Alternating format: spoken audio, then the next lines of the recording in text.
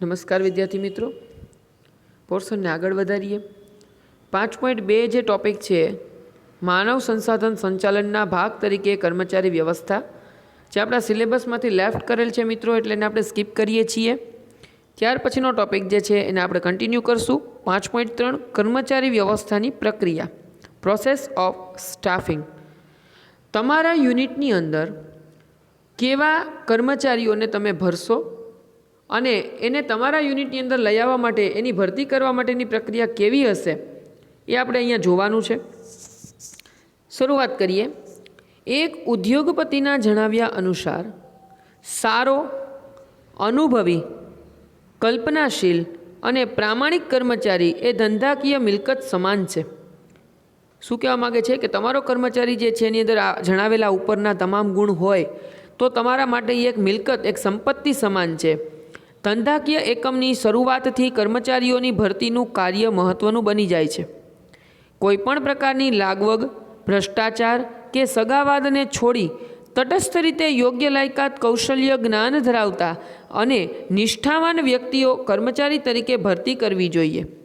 તમે જ્યારે ભરતી કરો છો ત્યારે તમારે જે વસ્તુની જરૂરિયાત છે, જે મુજબની યોગ્યતા જોઈએ છે એ ચકાસી, તપાસી, સમજી વિચારી અને ભરતી કરવી જોઈએ। ન કે કોઈ પણ પ્રકારની લાગવક, જાણીતાની શરમ રાખીને કે કોઈ પણ અન્ય રીતે જે છે એ ભરતી ન કરવી જોઈએ। માત્ર ને માત્ર તમારી યોગ્યતા અને જરૂરિયાતને અનુલક્ષી અને ભરતી થવી જોઈએ। તો આ રીતના સર્વપ્રથમ તમારે એ ધ્યાન રાખવાનું છે મિત્રો આપણે અહીંયા કે કર્મચારીઓની ભરતી કરતી વખતે આટલી બાબતો ખાસ નોંધનીય છે। તે માટે વૈજ્ઞાનિક ભરતીની પદ્ધતિઓનો ઉપયોગ કરવો જોઈએ। ચલો, કઈ રીતના થઈ શકે? સૌથી પહેલું છે ભરતી। તો રિક્રુટમેન્ટ કઈ રીતે થાય? ભરતી એ સતત ચાલતી પ્રક્રિયા છે। નવું એકમ સ્થપાય, ચાલુ એકમનો વિકાસ થાય, કર્મચારીનું રાજીનામું આપે અને મૃત્યુ કે નિવૃત્ત જેવા કારણોસર દરેક એકમે ભરતી કરવી પડે છે। આ રિક્રુટમેન્ટનું કામ કેવું છે મિત્રો? તો કે આને તમને ઘણા બધા જે છે ને અલગ અલગ એના જરૂરિયાતો બતાવી કે કયા કયા સંજોગોમાં તમારે ભરતી કરવી પડે। તો સૌથી પહેલાં શું કીધું કે નવું એકમની સ્થાપના થાય। ઓબ્વિયસલી કોઈ નવી વસ્તુની શરૂઆત થાય, આપણે ઉદાહરણ તરીકે સ્કૂલની વાત કરીએ, એક નવી સ્કૂલ સ્ટાર્ટ આપણે કરીએ તો નવા શિક્ષકો, શૈક્ષણિક અને બિન શૈક્ષણિક દરેક પ્રકારનો સ્ટાફ એ જે આખો આપણે નવો ભરવો પડે કે નહીં ભાઈ? તો કોઈ નવું એકમની સ્થાપના થાય ત્યારે। પછી તો કે ચાલુ એકમનો વિકાસ થાય, રોજિંદા ચાલતા જે એકમ હોય એનો વિકાસ થાય। ઉદાહરણ તરીકે આપણે આપણી સ્કૂલનું લઈ શકીએ કે અત્યાર સુધી આપણે માત્ર કુમાર જે છે એ ચલાવતા હતા, હવે એની અંદર આપણે જે છે સાથે ગર્લ્સ યુનિટ સ્ટાર્ટ કર્યું છે, તો ક્લાસ વધે, વિદ્યાર્થી વધે તો ભણાવવા માટેના શિક્ષકો પણ વધે કે નહીં? તો અહીંયા સ્ટાફની વધારે જરૂર પડે કે નહીં? તો આ એકમનો વિકાસ થયો એટલા માટે પણ એની અંદર આપણે નવા કર્મચારીઓનું એમ્પ્લોયમેન્ટ કરવું પડ્યું, બરાબર છે? તો રિક્રુટમેન્ટ ત્યારે પણ થશે। કર્મચારી રાજીનામું, જૂનો કોઈ કર્મચારી જે છે એ રિઝાઇન આપીને જતો રહે તો એની જગ્યા ખૂટતી હોય એ પૂર્તિ કરવા માટે થઈને પણ ભરતી કરવી પડે। પછી તો કે મૃત્યુ, તમારો રોજિંદો જે કર્મચારી છે એ મૃત્યુ પામ્યો, બરાબર, તો એની જગ્યા પૂરવા માટે જે છે પણ નવી ભરતી કરવી પડે। અને નિવૃત્તિ, રિટાયરમેન્ટ, તમારી ત્યાં કામ કરતો કર્મચારી જે છે રિટાયર થઈ જાય તો એની જગ્યાને પૂર્તિ કરવા માટે પણ ભરતી કરવી પડે। તો આવા અનેક કારણોસર દરેક એકમે ભરતી જે છે એ કરવી પડતી હોય છે મિત્રો। હવે આપણે વાત કરીએ અર્થ। ચલો, અર્થમાં શું કહે છે? સામાન્ય અર્થમાં ભરતીનો અર્થ હવે આપણને સમજાવે છે। કર્મચારીની વ્યવસ્થાની આખી પ્રક્રિયા આપણે ભણીએ છીએ કે કઈ રીતના તમારા યુનિટની અંદર તમે એમ્પ્લોયમેન્ટ કરશો, રિક્રુટમેન્ટ જે છે એને કઈ રીતના ફિલ કરશો, બધું એ તમને અહીંયા સમજાવે છે, ભરતીથી સમજાવે છે। ભરતીનો અર્થ જોઈએ છીએ આપણે હવે। સામાન્ય અર્થમાં ભરતી એટલે કર્મચારીઓને શોધવાની અને તેમને નોકરી માટે અરજી કરવા પ્રોત્સાહિત કરવાની પ્રક્રિયા। હજી અહીંયા અરજી સુધીની જ વાત થઈ છે, તમે કોઈને નોકરીએ રાખી નથી લીધા। શું કીધું? ભરતી એટલે કર્મચારીઓને પહેલાં તો શોધવા કે તમારે જે રીતના કર્મચારીઓ, જે તમારે જે એમ્પ્લોય જોઈએ છે એ તમને ક્યાં મળશે અને એ લોકોને એવી રીતની તમે એડવર્ટાઇઝિંગ કરો કે એ પોતાનું પ્લેસમેન્ટ તમારે ત્યાં થાય એવું ઈચ્છે અને તમારે ત્યાં જે છે એ શું કરે તો કે એપ્લિકેશન કરે, બરાબર છે? તો એના માટે અરજી કરે એવા એને જે છે આપણે લાયક બનાવવાના છે, તૈયાર બનાવવાના છે, અથવા તો એને તમારા તરફ તમારે આકર્ષવાના છે। વિશાળ અર્થમાં ભરતી એટલે યોગ્ય સમયે, ચલો એનો ટૂંકો અર્થ આપણે જોઈએ, હવે એનો વિસ્તૃત અર્થ જોઈએ છીએ। ભરતી એટલે કે યોગ્ય સમયે, યોગ્ય સંખ્યામાં, યોગ્ય જગ્યા માટે યોગ્ય લાયકાત ધરાવતી વ્યક્તિઓ મેળવવાની પ્રક્રિયા। તમારે જે સમય કર્મચારી જોઈએ છે એ સમયે મળે, જેટલી સંખ્યામાં જોતા હોય એટલી સંખ્યામાં મળે, જે જગ્યા માટે જોતા હોય એ જગ્યા માટે મળે, અને જેટલી લાયકાત ધરાવતા જોતા હોય એટલી લાયકાત ધરાવતા કર્મચારીઓ તમને મળે મિત્રો, તો એને આપણે ભરતી કહી શકીએ. હવે વાત કરીએ ભરતી માટેના પ્રાપ્તિ સ્થાનો. આવા કર્મચારીઓ તમને કઈ કઈ જગ્યાએથી મળી શકે? તો ભરતીના પ્રાપ્તિ સ્થાન મુખ્ય બે છે, એક છે આંતરિક અને એક છે બાહ્ય. કાં તો તમારા યુનિટની અંદર જે કર્મચારીઓ છે એને તમે બઢતી આપી, પ્રમોશન આપી અને એની જે છે એ તમે પોસ્ટને ફિલ કરો, એટલે આંતરિક સ્થાનો. અને બાહ્ય સ્થાનો કે અહીંયાથી નવી રીતના તમે લઈ આવો. ચાલો જોઈએ આંતરિક રીતે કઈ રીતે આપણે ભરતી કરી શકીએ.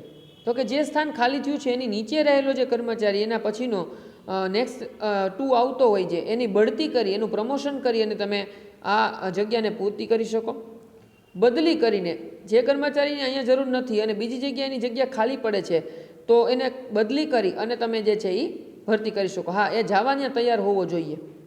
ઓકે, ઘણીવાર એવું પણ હોય બદલીની સાથે બઢતી હોય મિત્રો, કે અહીંયા તમે એઝ અ સુપરવાઇઝર હોય તો સામે વિભાગીય અધિકારી તરીકે તમને પોસ્ટ મળતી હોય, પણ તમારો પ્લેસ ચેન્જ થતો હોય તો બદલી વિથ પ્રમોશન, બરાબર છે. એટલે કે તમારી બદલી થાય છે પણ બઢતીની સાથે તમારી બદલી થાય છે. ઓકે, ટ્રાન્સફર થાય છે પણ વિથ પ્રમોશન થાય છે. થર્ડ વન છે કર્મચારીઓના મિત્રો કે સભા સંબંધીઓને તક આપીને. તમે કોઈ યુનિટની અંદર કામ કરો છો, તમને તમારા સરે બોસે કીધું કે ભાઈ આપણે આટલા આવી રીતના કર્મચારીઓની જરૂર છે, તમારે કોઈ જાણીતા ધ્યાનમાં હોય તો કહેજો. તો થયું કે નહીં એવી રીતના? એટલે કર્મચારી જે કામ કરે છે એના મિત્રો સગા સંબંધીઓને તક આપી શકો. ફોર્થ વન અગાઉ છૂટા કરેલા કર્મચારીઓને પરત બોલાવીને. ચલો સિઝની બિઝનેસ હતો તમારે, અત્યારે કોરોના ચાલે છે, ચલો તો કેટલીક જગ્યાએ કેટલાક કર્મચારીઓને લેફ્ટ કરી દેવામાં આવ્યા છે, કારણ કે પેઢી જે છે એનો પગાર, એની સેલરી જે છે એ પે કરવા માટે એબલ નથી, તો એને છૂટા કર્યા છે. તો ફરી પાછું એકવાર બધું નોર્મલ થઈ ગયું, કોરોનાનો જે છે પેલું કેસને બધું ઓછું થઈ ગયું ને ગવર્મેન્ટના રૂલ્સ ચેન્જ થયા અને બધું ખુલી ગયું, તો એવા સમયે તમારે એ કર્મચારીઓને પાછા તમે બોલાવી શકો અને તમારી ભરતીનું કાર્ય પૂરું કરી શકો. પાંચમું, બઢતી સાથે બદલી. જેમણે આપણે વાત કરી પ્રમોશન વિથ ટ્રાન્સફર, બરાબર. પ્રમોશન આપી અને સાથે ટ્રાન્સફર આપો. પ્લેસ ચેન્જ થાય પણ સાથેનું પ્રમોશન થાય, એનો પગાર વધે, એનો હોદ્દો વધે, એની પોસ્ટ જે છે એ અપગ્રેડ થઈ જાય, તો એ રીતના પણ થઈ શકે. અને છઠ્ઠું છે એ પ્રતીક્ષા યાદી. તમારી પાસે ઓલમોસ્ટ જે જગ્યાની ભરતી તમારે કરવી છે એની અગાઉથી આવેલી જે અરજીઓ છે, જે બધા વેઇટિંગમાં છે તમારે ત્યાં, તમારી પાસે ઓલરેડી એનું ચાર્ટ, એનું લિસ્ટ પડ્યું છે, એમાંથી તમે સિલેક્ટ જે અગાઉ કર્યા હતા, તમે ઇન્ટરવ્યૂ જો કંપનીઓ જે છે, કોઈ યુનિટ છે, ઇવન આપણી સ્કૂલ્સ છે, એની અંદર પણ એડવર્ટાઇઝ આવતી હોય કે ભાઈ ચલો બધા વિષયના શિક્ષકોની જરૂર છે. તો ભાઈ શું તમે મૂર્ખા સમજો છો બધાને? આખી ચાલતી હોય સ્કૂલ, એકી સાથે એક બધા શિક્ષકો નીકળી ગયા, એ લોકોને શું બધા શિક્ષકોની એકસાથે જરૂર છે? નહીં, એવું હોતું નથી મિત્રો. એને 1 થી 2 જ વિષય શિક્ષકની જરૂર હોય, પણ છતાં બધા વિષય શિક્ષકની એ લોકો અરજી મંગાવે, એના ઇન્ટરવ્યૂ લે, એના ડેમોન્સ્ટ્રેશન જે છે એ ગોઠવે. શું કામ? કે ઇન ફ્યુચર એ વિષયના શિક્ષકની ક્યાંય જરૂર પડી તો આપણે જે સિલેક્શન કરેલીને રાખ્યું હોય એડવાન્સમાં, એમાંથી આપણે કોઈને બોલાવી શકીએ. તો આ છે પ્રતીક્ષા યાદી. ચલો ત્યાર પછી આ બાજુ જોઈએ તો બાહ્ય પ્રાપ્તિ સ્થાન જે છે એ ભરતીના કયા કયા હોઈ શકે? તો એક છે જાહેરાત દ્વારા, એડવર્ટાઇઝમેન્ટ કરો અને બહારથી કર્મચારીઓને મેળવો અને એની ભરતી કરો. બીજું, રોજગાર વિનિમય કચેરી દ્વારા, બરાબર છે. જે રોજગાર વિનિમય કચેરી હોય ત્યાં 18 વર્ષથી ઉપરના તમામ વ્યક્તિઓ એવા કે જેને રોજગારી મળી શકી નથી, એની નોંધણી હોય, એની પાસેથી તમે યાદી મંગાવો અને એમાંથી કોઈને સિલેક્ટ કરીને લઈ આવો. થર્ડ વન, શૈક્ષણિક સંસ્થાઓ દ્વારા, બરાબર. આપણે જોઈએ છીએ કે મોટી મોટી MBA કોલેજીસના અંતે હોય તો ત્યાં મલ્ટીનેશનલ કંપનીના લોકો જે છે એ આવે અને ત્યાં ઇન્ટરવ્યૂ ગોઠવે અને ત્યાંથી પ્લેસમેન્ટ થાય. તો આવી શૈક્ષણિક સંસ્થાઓમાંથી પણ તમને જોઈતા વ્યક્તિઓ તમને મળી શકે. ફોર્થ વન, મજૂર સંઘો દ્વારા. ચલો તમારે લેબર્સ જોઈએ છીએ તો એવા કોઈ લેબર્સના આખા જે છે એસોસિએશન હોય એનો કોન્ટેક્ટ કરી અને પણ તમે મેળવી શકો. પાંચમું, ઠેકેદાર એટલે કે કોન્ટ્રાક્ટર દ્વારા. ઘણા બધા વચેટિયાઓ જે હોય એની પાસે, મધ્યસ્થી વ્યક્તિ પાસે આવા બધા સ્ટાફિંગ હોય, એની પાસે આવા જાણીતા લોકો હોય, તમે એનો કોન્ટેક્ટ કરો અને એને કોન્ટ્રાક્ટ આપો અને એ એના માણસો દ્વારા તમારું કામ કરાવી દે. આવી રીતના પણ થઈ શકે. સિક્સ્થ વન, દ્વાર પર ભરતી. ઓપન જે છે તમે ઇન્ટરવ્યૂ રાખો, બધા લોકો જે તમારી પાસે ત્યાં આવે ઇન્ટરવ્યૂ આપવા માટે અને તમારે ત્યાં જોબ કરવા ઈચ્છુક હોય એમાંથી સારા વ્યક્તિને તમે ભરતી કરો. અને સેવન્થ જે છે આધુનિક પદ્ધતિ. બીજી કોઈ આધુનિક પદ્ધતિ, ઓનલાઈન પદ્ધતિ જે છે હોય એવી કોઈ પદ્ધતિઓને અપનાવીને પણ તમે ભરતી કરી શકો છો મિત્રો. તો હવે આપણે એના આંતરિક સ્થાનો વિશે જે છે એ વિસ્તૃત ચર્ચા કરીએ. તો આંતરિક પ્રાપ્તિ સ્થાનોથી ભરતી કઈ રીતે થઈ શકે? પહેલું છે બઢતી આપીને. આ પદ્ધતિમાં જ્યારે એકમમાં નવી જગ્યા ઊભી થાય કે ખાલી જગ્યા પડે ત્યારે સંચાલકો વર્તમાન કર્મચારીઓનું કામ, એની હોશિયારી, પ્રામાણિકતા તથા વફાદારી જેવી બાબતોનું મૂલ્યાંકન કરી તેના આધારે બઢતી આપે છે. પોતાના જ કર્મચારીને ઉચ્ચ હોદ્દા ઉપર લાવવાથી તેનો કાર્યજુસ્સો અને વફાદારી વધે છે.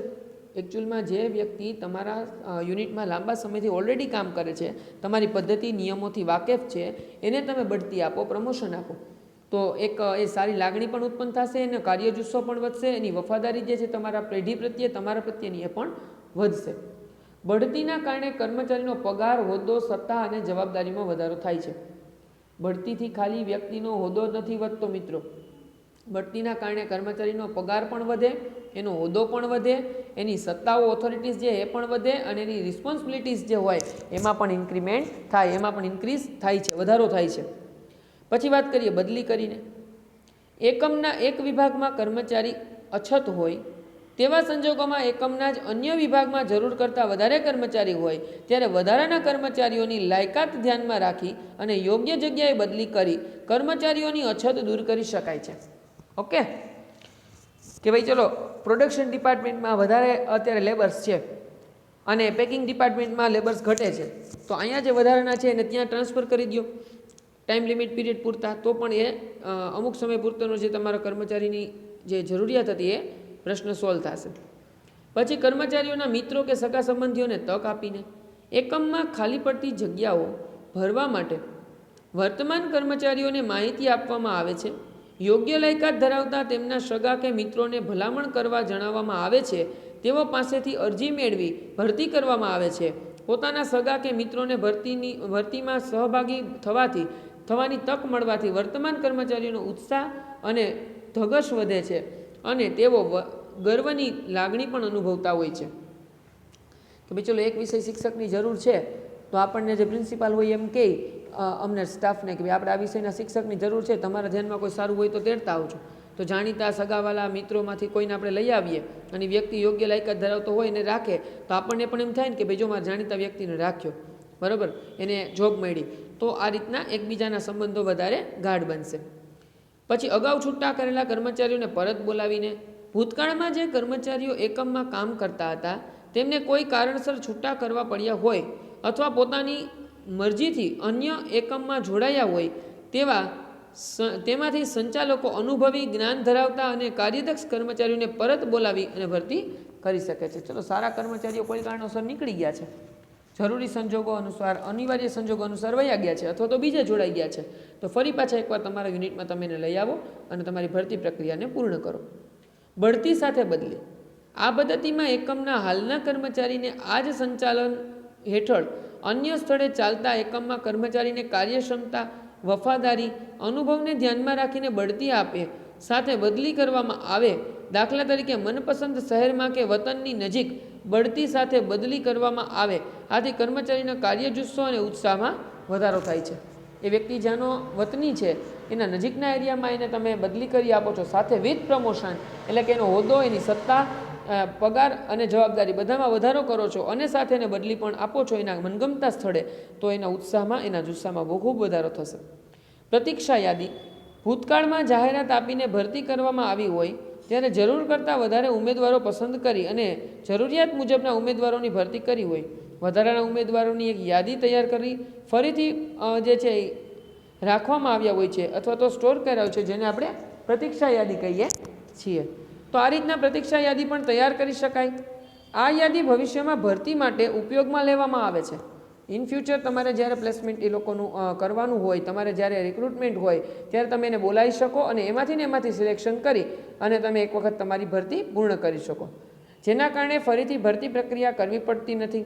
ફરીથી પાછા તમારે એ લોકોના રિઝ્યુમ્સ જે છે એ કલેક્ટ કરવા, એને બોલાવવા, એડવર્ટાઇઝમેન્ટ કરવું, ફરી પાછા એકવાર ઇન્ટરવ્યૂ લેવા, એવું પ્રોસેસ જે છે એ ઘટી જશે. કારણ કે ઓલરેડી તમને જે સિલેક્ટ કરેલા છે, તમને જે મનગમતા છે, જે સારા કેન્ડિડેટ છે, એની તમારી પાસે એક યાદી તૈયાર કરેલી છે. તો આવી પ્રતીક્ષા યાદી છે. આ પ્રમાણે જે તે જગ્યા માટે ઉમેદવારોના ક્રમ અનુસાર ભરતી કરવામાં આવે છે. પ્રતીક્ષા યાદી પ્રમાણે જે તે જગ્યા માટે ઉમેદવારોના ક્રમ અનુસાર એની ભરતી કરવામાં આવશે. તમારે જે ડિપાર્ટમેન્ટમાં જે મુજબની લાયકાત મુજબના કર્મચારીઓની જરૂર હોય મિત્રો, એ મુજબની લાયકાત ધરાવતા કર્મચારીઓને એ ડિપાર્ટમેન્ટ માટે તમે સિલેક્ટ કરી શકશો. ઓકે, તો આ જે છે યાંત્રિક પ્રાપ્તિ સ્થાનો હતા મિત્રો. ભરતીના બાહ્ય પ્રાપ્તિ સ્થાનોની ચર્ચા આવ્યા પછીના લેક્ચરમાં આપણે કન્ટિન્યુ કરીશું. ત્યાં સુધી જે આપણે ભણ્યા છીએ એને એક વખત વ્યવસ્થિત રિફર કરજો. ફેરબુકની અંદર આપણે સ્વાધ્યાયના જે ક્વેશ્ચન્સ જે છે એ પહોંચ્યા હોય એને લખજો, સારા અક્ષરે એને પાકું કરજો. હવે પછીનો પોર્શન જે છે આપણે નેક્સ્ટ લેક્ચરની અંદર કન્ટિન્યુ કરીશું.